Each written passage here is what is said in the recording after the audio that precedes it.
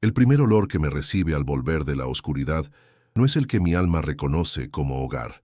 No es el aroma dulce y ahumado del maguey cociéndose lentamente bajo la tierra, ni el perfume a tierra mojada de mi Oaxaca. Es un olor punzante, químico, el olor a yodo, a gasa limpia y a soledad. Abro los ojos y el mundo es un techo blanco, liso, interrumpido por el lento girar de un ventilador. Un pitido constante a mi lado es el metrónomo de mi vida, un corazón que se aferra al compás por pura necedad. Les hablo desde aquí, desde esta cama de hospital que rechina con cada uno de mis dolorosos suspiros. Es importante que entiendan mi presente para que puedan juzgar mi pasado. Mi brazo derecho está enyesado, inútil. Siento un ardor profundo en la espalda y las piernas, quemaduras que, según me dice el doctor, sanarán pero dejarán cicatrices. Y cada vez que respiro, un dolor agudo en el costado me recuerda la traición. Les cuento esto no para que sientan lástima, sino para que entiendan la naturaleza de la batalla que estoy librando. Una batalla que peleo inmóvil, con el cuerpo roto, pero con la mente más afilada que nunca. El recuerdo no llega, me embiste. Me veo de nuevo en el palenque, nuestro santuario familiar. El sol de la tarde caía a plomo sobre la tierra seca. El calor emanaba del horno de piedra, donde las piñas de maguey se habían cocido por días. Y frente a mí, mi hijo Emiliano. No el niño que enseñé a amar la tierra, sino un extraño con zapatos caros cubiertos de polvo y ojos inyectados de una desesperación que olía a alcohol barato y a fracaso. Me lanzó un fajo de papeles sobre una barrica. «Firma», me ordenó, con una voz que no reconocí. «Una corporación quiere comprar la marca, papá. Quieren hacer de El Alma Maguey algo grande, algo mundial. Van a pagarnos una fortuna». «No vendemos El Alma Maguey, Emiliano», le respondí, con la calma que precede a las tormentas. «Nosotros somos El Alma Maguey. Esta marca no es un logo, es el apellido de tus abuelos, es el sudor de tu madre, es el espíritu de esta tierra». Él se rió, una risa amarga que no llegó a sus ojos. «El espíritu no paga las deudas. Tus métodos son arcaicos, destilar en ollas de barro, esperar 30 años a que un maguey silvestre madure. El mundo ya no funciona así. Quieren tu nombre, no tus cuentos de campesino». La palabra campesino la escupió como un insulto, y entonces, en su furia, me empujó. Perdí el equilibrio. Mis viejas piernas no respondieron. Caí hacia atrás, al borde del horno de piedra aún caliente. El dolor de las quemaduras fue instantáneo, un fuego que me consumió. Lo último que vi fue su silueta recortada contra el cielo, dándose la vuelta y caminando hacia la salida, dejándome allí, caído, como una piña de maguey desechada. Cuando la familia que criaste con tus propias manos te quita todo, solo te queda la fe. Suscríbete si crees que con Dios a tu lado, ninguna batalla está perdida. Una enfermera entra y me cambia el suero. «Dolor, don Santiago», pregunta. Asiento con la cabeza. No le digo que el dolor de mi espalda no es nada comparado con el del alma. Ella me ajusta la almohada. Es joven, podría ser mi nieta. Ve en mí a un pobre viejo herido. No sabe que en mi mente se está destilando, gota a gota, el mezcal más amargo y potente de mi vida, mi justicia.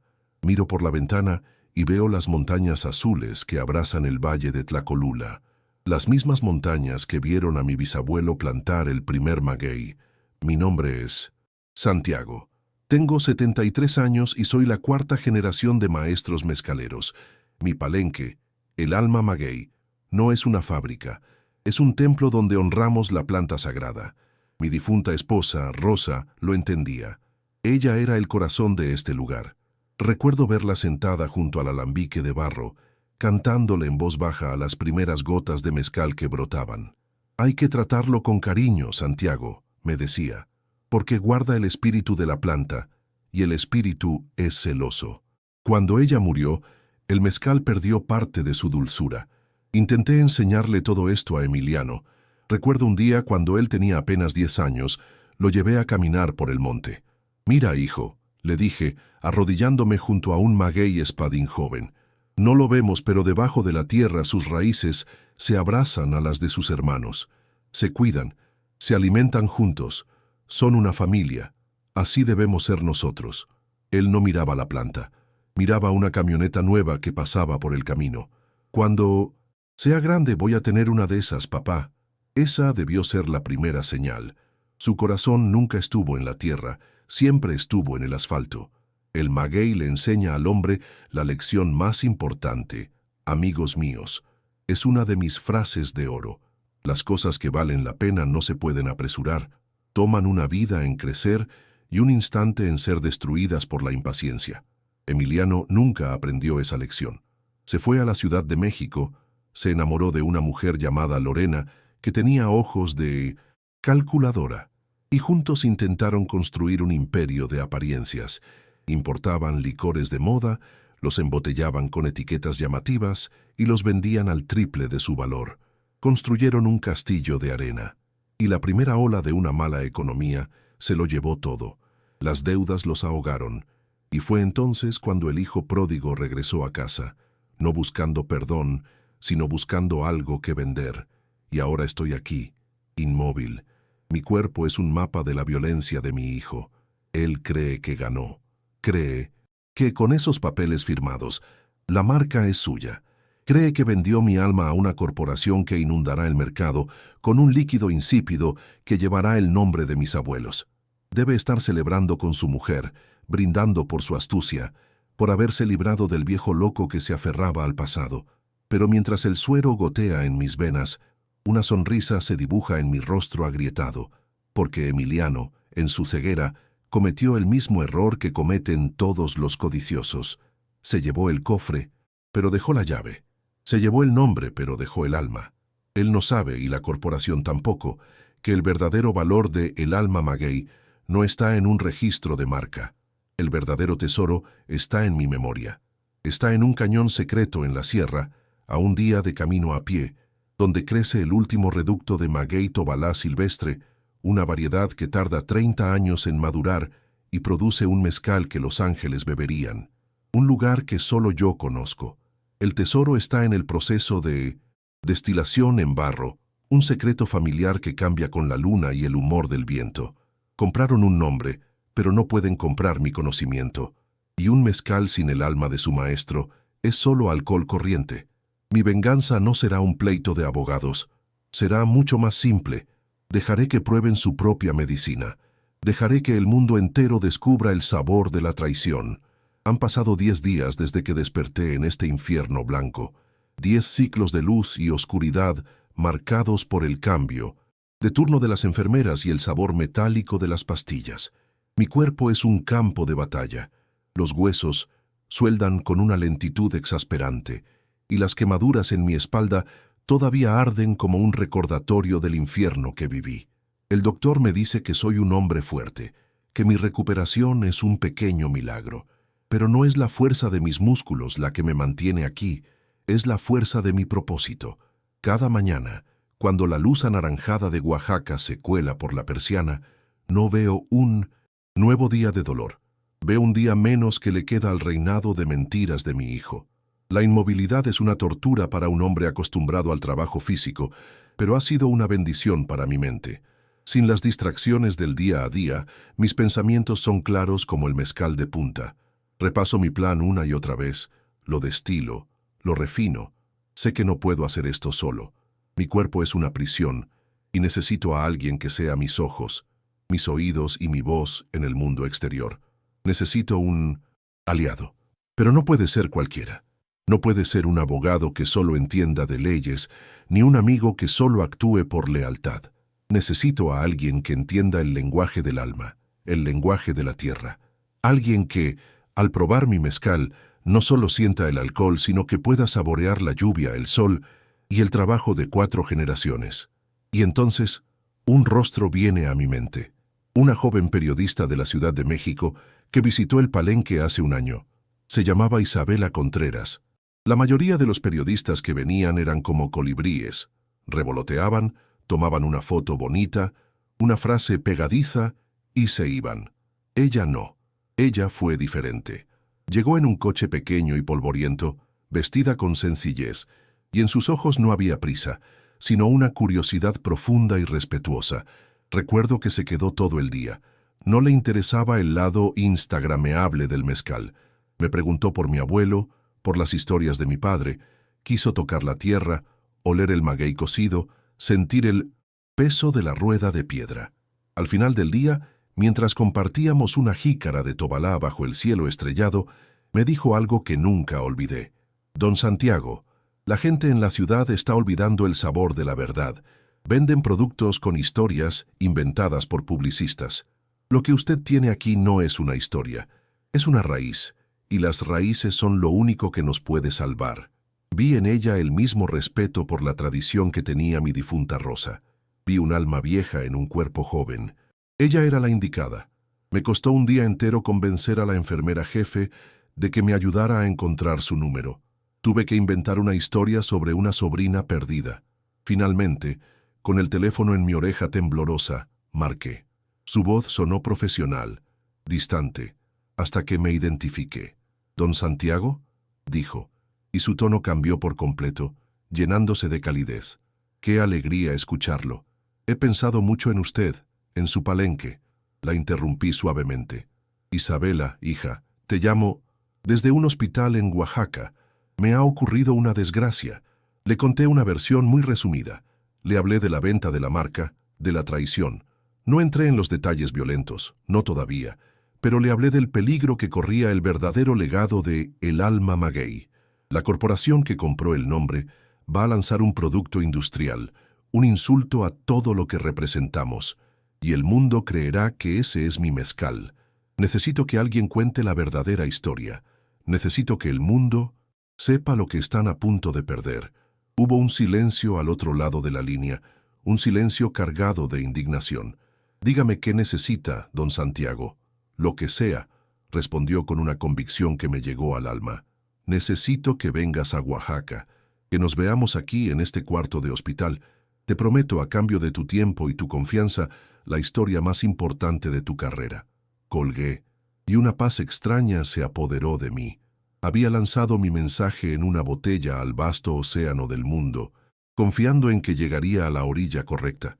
Mientras esperaba su llegada, mi mente viajó, como tantas veces, al único lugar donde me sentía verdaderamente a salvo, el cañón del Tobalá. Fue mi padre quien me llevó allí por primera vez. Yo tenía 15 años. Caminamos durante horas bajo el sol inclemente, dejando atrás los campos cultivados, adentrándonos en un territorio salvaje donde solo se oía el silbido del viento. «El espadín es nuestro pan de cada día, Santiago», me dijo, deteniéndose para tomar aire. «Pero el Tobalá es nuestra oración, es un regalo de la montaña y hay que tratarlo como tal». El cañón era como entrar en una catedral de piedra y espinas, un lugar secreto, protegido de los vientos, con su propio microclima. Y allí, aferrados a las laderas rocosas, crecían los magueyes Tobalá, pequeños, compactos, de un color verde azulado casi místico. Parecían joyas puestas allí por la mano de un dios. Mi padre puso su mano en mi hombro.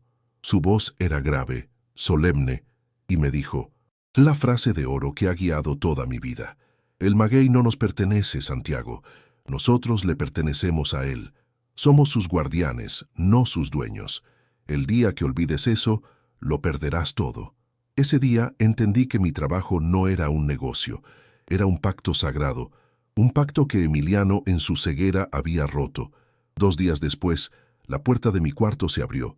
Era ella, Isabela Contreras. Se veía más joven de lo que recordaba, pero sus ojos tenían la misma intensidad, la misma inteligencia. Sostenía una grabadora en una mano y una libreta en la otra. Me miró a mí, a mi brazo enyesado, a las vendas que cubrían mis quemaduras, y su rostro se llenó de una compasión que rápidamente se transformó en una determinación de acero. «Don Santiago», dijo, sentándose en la silla junto a mi cama, «estoy aquí. Cuéntemelo todo, desde el principio». En ese momento supe que ya no estaba solo. Tenía a mi lado a la persona que no solo contaría mi historia, sino que me ayudaría a escribir el último capítulo. La destilación de mi justicia acababa de comenzar. Ver a Isabela sentada junto a mi cama fue como sentir la primera lluvia después de una larga sequía. Su presencia no solo trajo una promesa de ayuda, sino que también rompió el hechizo de soledad que me había aprisionado en este cuarto. El aire, antes denso con mis propios lamentos, se llenó de una nueva energía, la de la conspiración, la de la justicia que empieza a tejer sus hilos en la sombra. Ella encendió su pequeña grabadora, la puso sobre la mesita de noche, junto al vaso de agua, y sus ojos me dijeron: «Estoy lista». Y por primera vez desde el ataque, conté la historia completa. No la versión resumida y editada que le di por teléfono, sino la verdad cruda, con todo su peso de dolor y de sangre. Le hablé de mi Rosa, de cómo su risa era el ingrediente secreto de nuestro mezcal. Le conté de la infancia de Emiliano, de sus sueños de asfalto que nunca pude entender, y le conté, con la voz quebrada y la vergüenza quemándome la garganta, los detalles de la agresión. Le describí el empujón, la caída, el dolor agudo de las piedras calientes del horno quemando mi piel, y lo peor de todo, el sonido de sus pasos al alejarse, la indiferencia en su prisa por abandonar a su padre moribundo. Isabela no me interrumpió, solo escuchaba, y vi cómo sus nudillos se ponían blancos al apretar la pluma sobre su libreta. No estaba tomando notas de periodista, estaba absorbiendo mi dolor, convirtiéndolo en su propia rabia, en su propia sed de justicia. Cuando terminé, el silencio en el cuarto era pesado, sagrado. Vi una lágrima solitaria rodar por su mejilla. Se la secó con un gesto rápido y furioso. «No es solo una historia de negocios, don Santiago», dijo con una voz que era a la vez suave y afilada como el vidrio. «Esto es un crimen, un intento de asesinato por un legado que ese hombre ni siquiera comprende». Asentí lentamente. «Por eso no llamé a la policía, Isabela. Encarcelar a mi hijo no me devolverá mi palenque. Solo la verdad puede hacerlo. Y para eso necesito que entiendas la naturaleza de mi verdadero tesoro». Entonces, le conté el resto. Le hablé del pacto de mi abuelo con la montaña. Le describí el camino secreto hacia el cañón del Tobalá, dibujando con mi dedo tembloroso un mapa invisible sobre la sábana del hospital. Le confié la ubicación, un secreto que nunca antes había salido de la familia. Vi en sus ojos el peso de esa confianza, y le expliqué el ritual de la destilación en ollas de barro, un proceso lento y caprichoso que requiere escuchar el hervor, oler el vapor y sentir el pulso de la tierra. Un proceso que las máquinas de acero inoxidable de la corporación jamás podrán replicar. «Ellos compraron una botella vacía, Isabela», le dije, «y la van a llenar con un veneno que llevará el nombre de mi familia. Mi venganza no es detenerlos, es dejarlos hacerlo». Ella me miró, confundida por un momento. «¿Dejarlos? ¿Dejar que lancen ese producto?» «Exactamente», respondí, y sentí una chispa de mi antigua fuerza volver a mí. Porque la mentira puede ganar el primer sprint, pero la verdad siempre gana la maratón, y nosotros vamos a ganar la maratón. Entonces le revelé la parte final de mi secreto, el arma que había guardado. Hace 2 meses, justo antes de que todo esto ocurriera, destilé la última partida de Tobalá silvestre, la mejor de mi vida. Pensaba abrirla en el aniversario de bodas de mi Rosa. Es una partida pequeña, apenas 100 botellas. Pero es perfecta. Es el alma de mi tierra en un recipiente de vidrio. No la guardaba en el palenque. La escondí en la bodega de la vieja iglesia del pueblo, con el permiso del padre Miguel, un viejo amigo. Emiliano ni siquiera sabe que existe. Los ojos de Isabela se iluminaron. Comprendió el plan de inmediato. «Una cata a ciegas», susurró, y la palabra sonó como una sentencia. «Una cata a ciegas», confirmé. «Dejaremos que la corporación inunde el mercado con su falso El Alma Maguey. Dejaremos que Emiliano y su mujer celebren su victoria y se emborrachen con su propio éxito. Y cuando estén en la cima de su arrogancia, tú, Isabela, organizarás en la Ciudad de México el evento del año. Invitarás a los críticos más feroces, a los sommeliers más respetados, a los chefs con estrellas Michelin, a todos los que creen que lo saben todo sobre el mezcal. Les serviremos 2 copas», continuó ella, entrando en el juego, su mente de estratega ya en marcha. «En una, el producto industrial de la corporación. En la otra, su Tobalá ancestral, sin etiquetas, solo la verdad líquida en 2 copas de cristal. Y tú contarás la historia», concluí. Después de que hayan dado su veredicto, después de que hayan humillado al impostor y alabado al verdadero rey, tú les contarás la historia de un viejo maestro mezcalero que les habla desde una cama de hospital. Les contarás cómo el mezcal que despreciaron fue creado por la codicia y la traición, y cómo el que adoraron nació del amor, la paciencia y el respeto a la tierra. El plan estaba sobre la mesa, tan claro y brillante como el mejor de mis mezcales. Isabela se levantó. Su rostro ya no era el de una simple periodista, era el rostro de una guerrera. Esto es más grande que una simple noticia, don Santiago. Esto es una declaración de principios. Me encargaré de todo. El lugar, los invitados, la puesta en escena. Será un teatro, y su hijo será el protagonista de una tragedia que él mismo escribió. Se despidió, dejándome su número de teléfono personal. Lo mantendré informado de cada paso. Usted solo concéntrese en sanar. La batalla de afuera ahora es mía también. Cuando la puerta se cerró, me quedé mirando el techo blanco. El pitido del monitor a mi lado ya no me parecía el sonido de la supervivencia, sino el de una cuenta regresiva. La trampa estaba montada. La carnada, que era la propia arrogancia de mi hijo, ya había sido mordida. Ahora solo quedaba esperar el momento justo para jalar el hilo. Y yo, amigos míos, he aprendido de la tierra a tener una paciencia infinita. Los días en este hospital se volvieron una lección de paciencia. El doctor me decía que cada día era un paso más cerca de la sanación, pero yo sabía que cada día era también un paso más cerca de la hora del juicio para mi hijo. Mi cuerpo, aunque aún me dolía, se sentía más firme. Mis pensamientos, alimentados por la adrenalina del plan, ya no se revolvían en el pasado, sino que se proyectaban hacia adelante, como un mapa detallado del futuro. El televisor en mi cuarto, un objeto que antes no me interesaba, se convirtió en mi ventana al mundo de ellos, al mundo de la mentira. Isabela me lo había advertido. Están por lanzar la nueva marca, don Santiago. Serán fiestas, anuncios, la prensa, lo van a anunciar como si fuera la segunda venida de Cristo. Y así fue. Una tarde, el noticiero mostró imágenes de una fiesta en un lugar lujoso en la Ciudad de México. Luces de neón, música a todo volumen, copas de cristal, brillantes. En el centro de todo, un cartel gigante con el logo El Alma Maguey, el mismo logo que mi abuelo talló a mano hace 100 años en la entrada de nuestro palenque. Y allí, bajo los reflectores, estaban ellos. Emiliano y su mujer, Lorena, parecían estrellas de cine. Daban entrevistas con sus sonrisas de dientes perfectos, hablando de modernizar la tradición, de llevar la herencia de nuestros ancestros al futuro. Vi a Emiliano alzar una copa, brindando por su victoria, y sentí que estaba brindando con la sangre de su propia alma. La avaricia, amigos míos, les había robado no solo la visión, sino también la dignidad. Mientras ellos celebraban su falsa victoria en la capital, Isabela, en silencio, preparaba el escenario para la verdad. Un día me llamó. Su voz era un susurro de pura adrenalina. Don Santiago, todo está listo. El lugar, la gente. El juicio del maguey será en 2 días. Me dio las instrucciones, los detalles. Me dijo que el mundo del mezcal estaba a punto de presenciar un espectáculo que jamás olvidarían. Yo solo sonreí, porque el verdadero arte, amigos míos, habla por sí mismo. No necesita de un anuncio luminoso ni de las palabras de un vendedor.